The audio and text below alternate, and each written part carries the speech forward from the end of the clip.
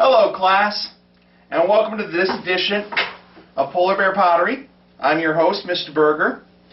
Today what we're going to be doing is we're going to be talking a little bit about pottery tools, what they do, what they're used for, some of the different types, and where you can get them.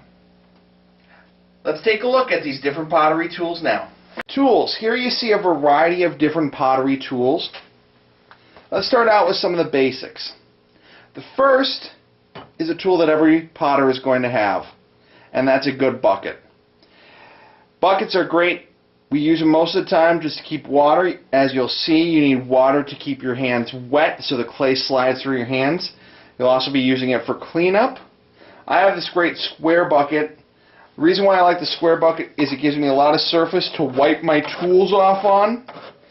Truth is though, any bucket will work just fine. The next tool that I have in here is a sponge. I like a smaller sponge, one that fits into your hand really well. I don't recommend the large kitchen sponges or cleanup sponges. They're just too bulky to work with. They're great for cleaning up afterwards, but not really for throwing with. After that, we're going to talk about ribs. Ribs are a great tool for shaping and forming. They come in a variety of different materials, from metal to wood. These are silicone. There's also rubber, and even ribs made out of old coconut shells. Everybody is going to have a different preference as to which ribs they like best. The best way is to try out a bunch of different ribs, find which ones work best for you. After that, we have a very simple tool. This is called a needle tool.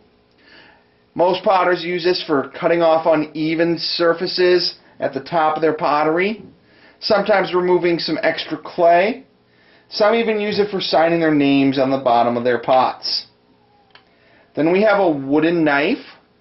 This wooden knife, again, is used for removing excess clay at the bottom of our pots. The other great thing about these wooden knives, they've got a very, very nice straight edge. So if you're throwing a cylinder and need a form to really get that cylinder straight up and down, you've got a wonderful straight edge on that rib. This is a combination tool made by Mud Ribs. It actually takes these two tools and puts them together into one. It's called a shark. A lot of people think that this looks like a shark.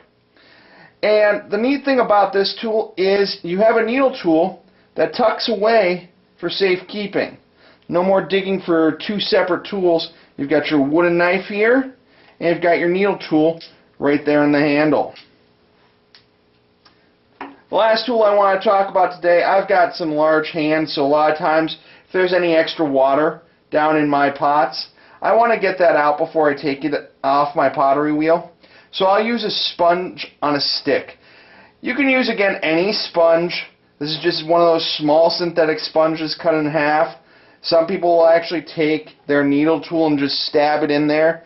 This one's kind of neat because it's got a little clamp on it, but there's a whole different variety of sponges on a stick. Now all of these tools you can find at your local craft and pottery stores. They're relatively inexpensive. Find the ones that work best for you, and don't be afraid to try some new ones too.